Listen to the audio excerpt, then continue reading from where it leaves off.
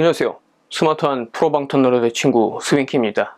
또 간만에 이제 헤어스타일이 바뀌었죠. 날이 더워져가지고 다시 옛날 모습으로 돌아왔습니다. 제가 유튜브에서 가장 많이 받는 질문 중에 하나가 간헐적 단식을 할 때 방탄커피를 마셔도 되느냐는 거였어요. 처음엔 열심히 이렇게 댓글을 달아서 설명을 드렸는데 여러 번 반복되다 보니까 아예 차라리 그냥 이거에 대해서 또 하나 영상을 만드는 게 좋겠다라는 생각이 들더라고요. 일단 답부터 말씀을 드리자면은 네, 간헐적 단식을 하면서 방탄커피를 드셔도 단식을 깨는 게 아닙니다. 사실은 방탄커피는 간헐적 단식에 방해가 되거나 그런 간헐적 단식을 깨거나 이런 게 아니라 오히려 단식을 하는데 도움이 주는 일종의 단식 치트키 같은 거예요. 그러니까 어떤 분은 이런 질문을 하시더라고요.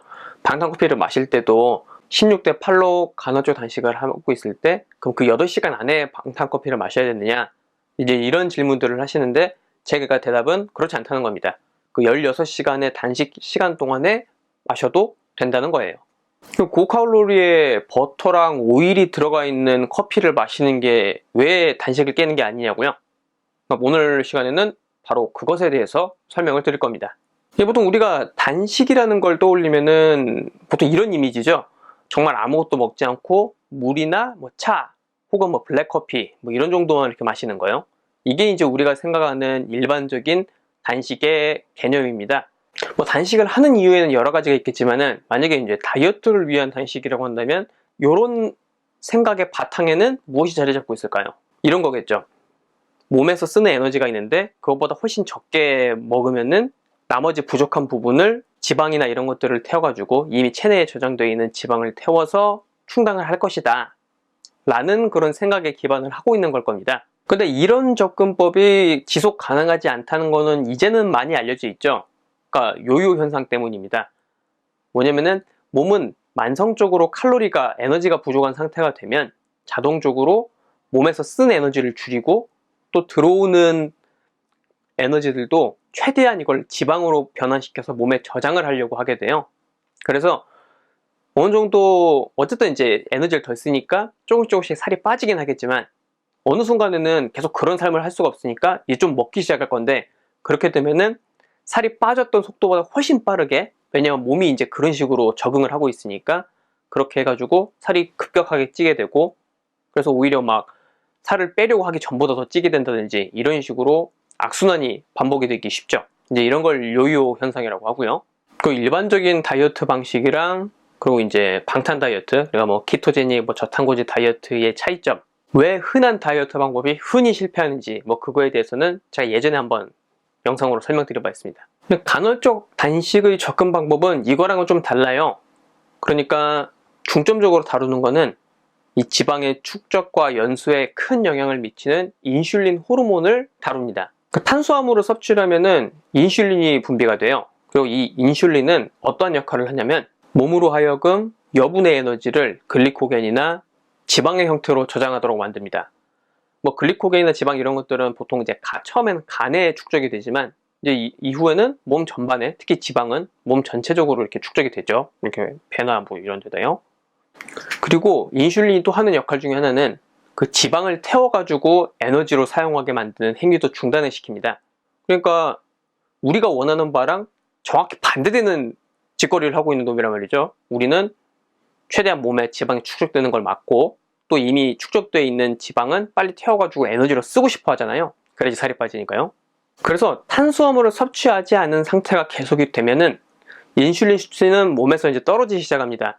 그러면은 몸이 지방을 태워서 에너지로 쓰는 게 더 용이해지죠.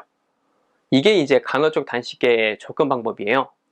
그래서 이건 참고사항이지만 간헐적 단식은 저탄고지 키토제닉 다이어트랑 되게 서로 잘 어울리는 방식입니다. 키토제닉 다이어트도 그 목표는 몸을 이제 키토시스 상태로 만들어서 지방을 더 많이 잘 태울 수 있도록 만드는 게 목표거든요. 그래서 그런 이유로 키토제닉 다이어트도 탄수화물 섭취를 최대한으로 억제하라고 하는 거고요.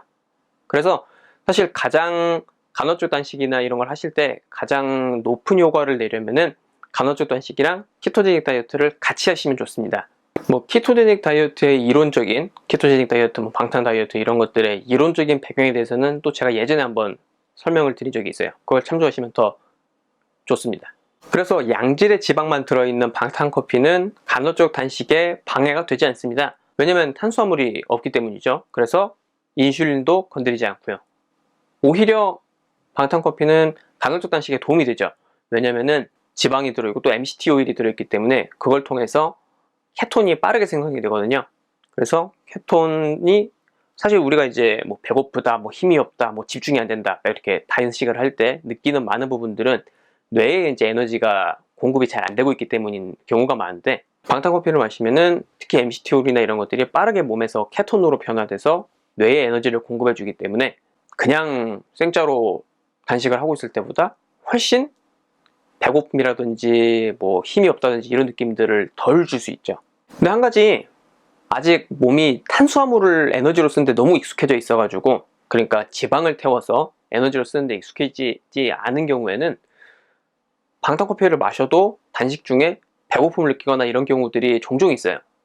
이럴 때는 어쨌든 몸이 이제 지방을 태우는데 익숙해지도록 적응을 하는 게 중요합니다. 그래서 뭐 최대한 버텨보는 것도 중요하지만, 정 어렵다면은 한번 그 키토제닉 다이어트, 저탄고지 식단을 같이 병행을 해보시면은 좀 더 용이해요.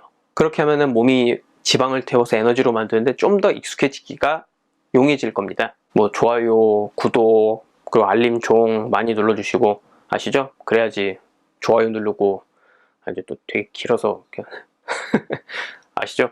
좋아요랑 구독이랑을 다 눌러야, 종도 눌러야, 그래야 살도 빠지고 건강해집니다.